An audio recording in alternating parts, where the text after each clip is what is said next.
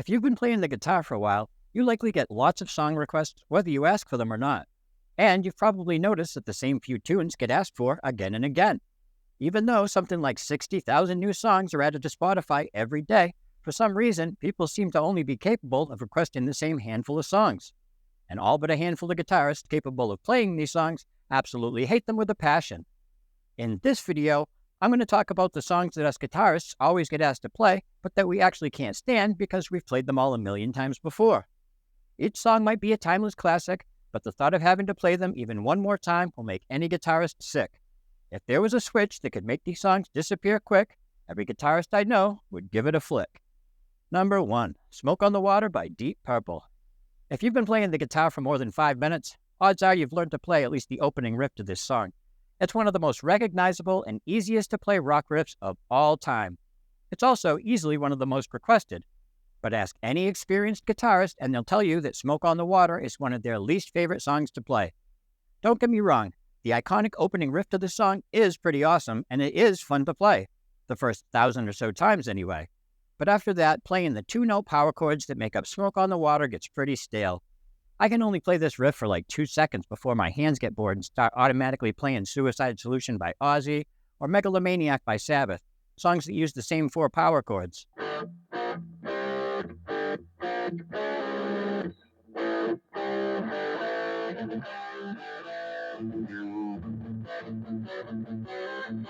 These riffs might not be as easy to recognize, but at least playing them isn't something us guitarists despise.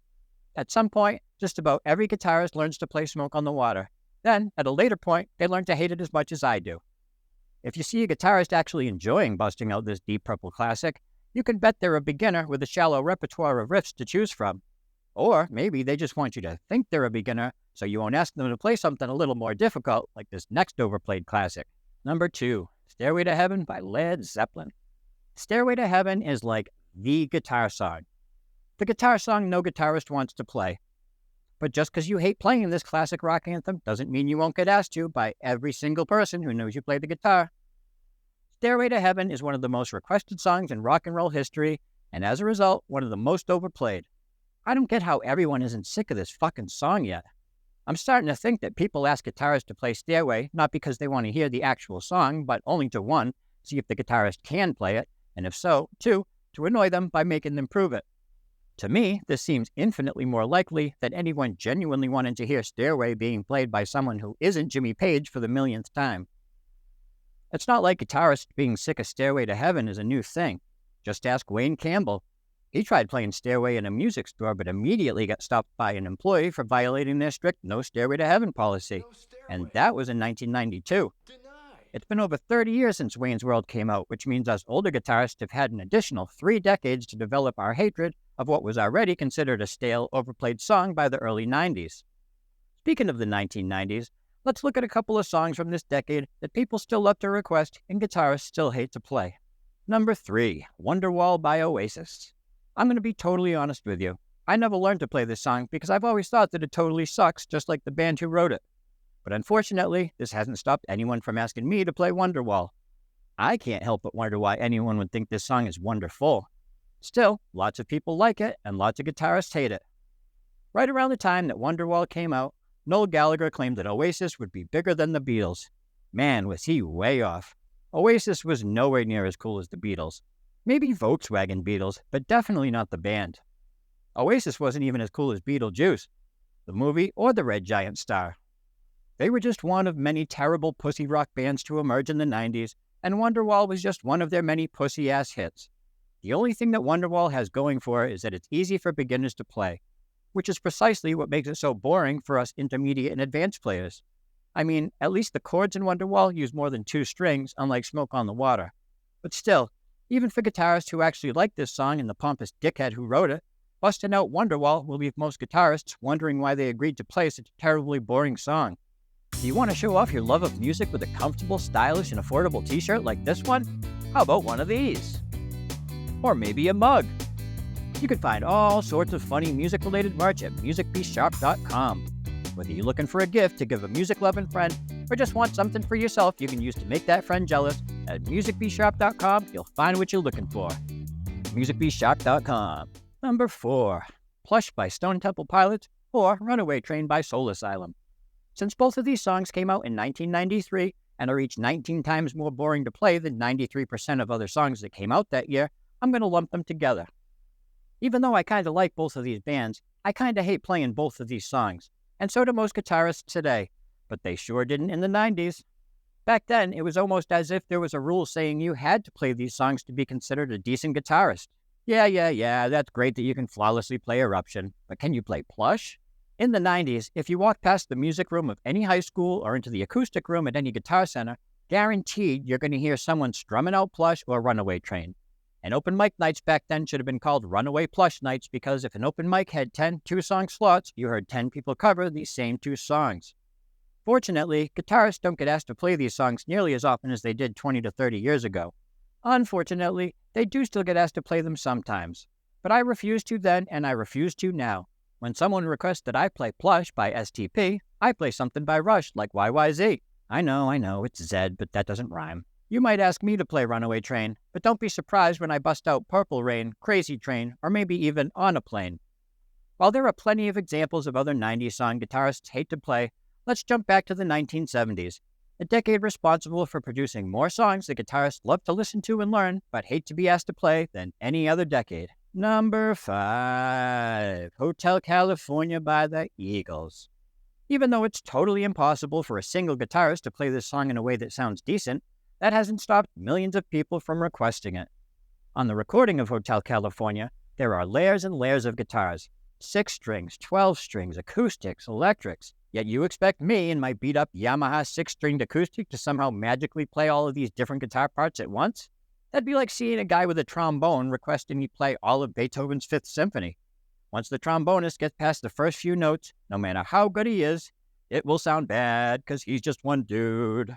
Guitarists hate being asked to play Hotel California because none of us can play Hotel California. Not by ourselves, anyway.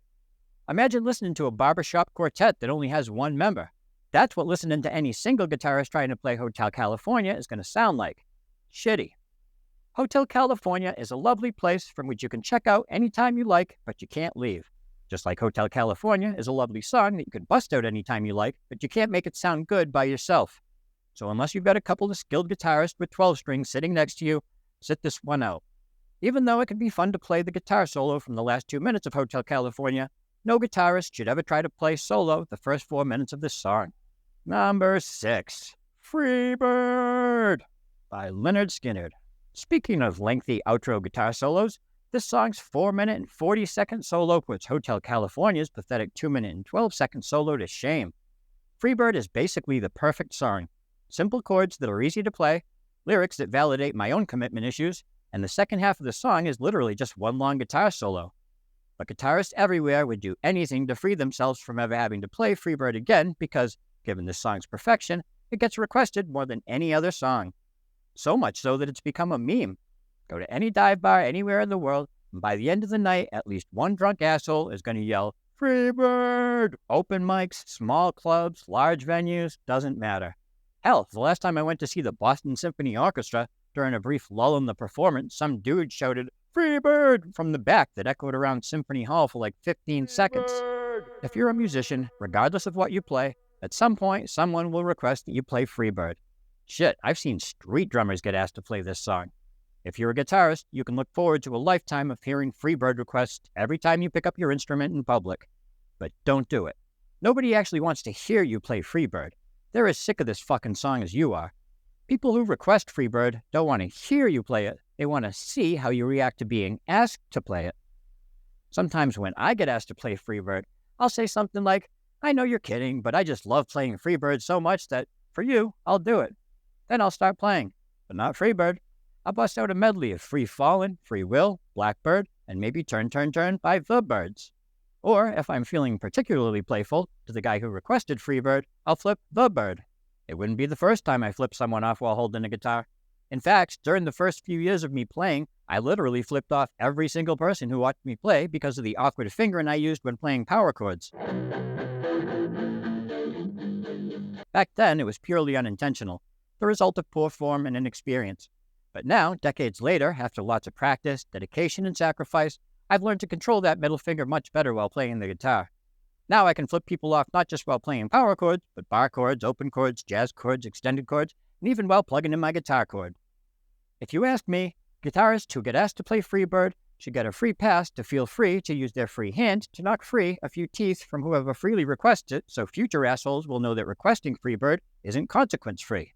Then, guitarists can perform hassle-free, and a stress-free guitarist is more likely to perform error-free. But trust me, this is just a fantasy. Bird might be the word, but Freebird is the turd all guitarists have heard, requested incessantly, and will forever hear suggested endlessly. Now, whenever I get asked to play any of the songs on this list, I like to do so with a little malicious compliance. I'll play the song, but I'll play it wrong with my middle finger held up strong, and make sure the schlong who requested the song regrets it all night long. So next time your friends go out and you tag along, maybe drink some beers, take some hits from the bong, remember that requests for these songs don't belong, because no guitarist anywhere is going to want to play along. You're so annoying. If you like this shirt, it's available in lots of colors and sizes at MusicBSharp.com, along with lots of other funny music-related merch. Link in the description. If you like these videos and want to help support this channel, visit my brand new Patreon page where I'll be adding exclusive bonus content, behind-the-scenes footage, and more. Link also in the description. And if you'd like to hear some of my music, click that link in the description or search for this dude on Spotify, YouTube, or wherever else you listen to music.